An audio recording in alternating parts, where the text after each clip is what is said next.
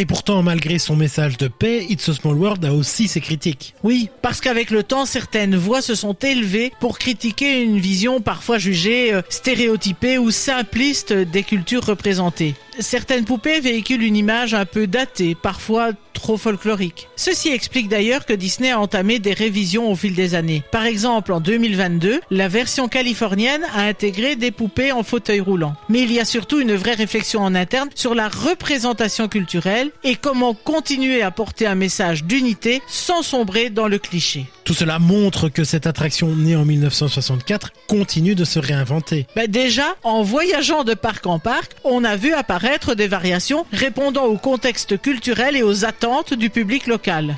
Par exemple, à Tokyo Disneyland, on conserve la structure classique, mais avec des références plus marquées à l'Asie. Dans la version d'Hong Kong, on a porté plus loin l'innovation avec des personnages Disney intégrés dans le style Mary Blair, comme Mulan pour la partie chinoise ou Lilo à Hawaï. Et au final, qu'en est-il pour la version parisienne ? En ouvrant en 1992, l'attraction a bénéficié de technologies plus récentes pour l'époque et d'un soin particulier pour la représentation de la partie européenne. En d'autres termes, même si la structure reste la même, chaque parc propose une sorte de version locale du message universel. C'est ça, on pourrait résumer en constante et variation. Chaque version reprend cette idée d'unité entre les enfants du monde, mais s'ajuste subtilement aux cultures et aux sensibilités locales. Quoi qu'il en soit et malgré ses limites, It's a Small World est resté populaire et attire toujours les foules. Bien sûr, parce qu'au-delà de tout, l'expérience reste profondément émotionnelle. On monte dans un bateau, on entend cette mélodie rassurante, on voit défiler des paysages de carton-pâte, on se laisse embarquer dans une forme de nostalgie universelle. Et surtout, dans un monde si souvent divisé, entendre ce refrain qui dit « Le monde est petit après tout », ça reste touchant. Ça parle à l'enfant qui est en chacun d'entre nous. Une mélodie universelle, un rêve de paix et un miroir tendre de notre humanité vu à travers les yeux d'un enfant.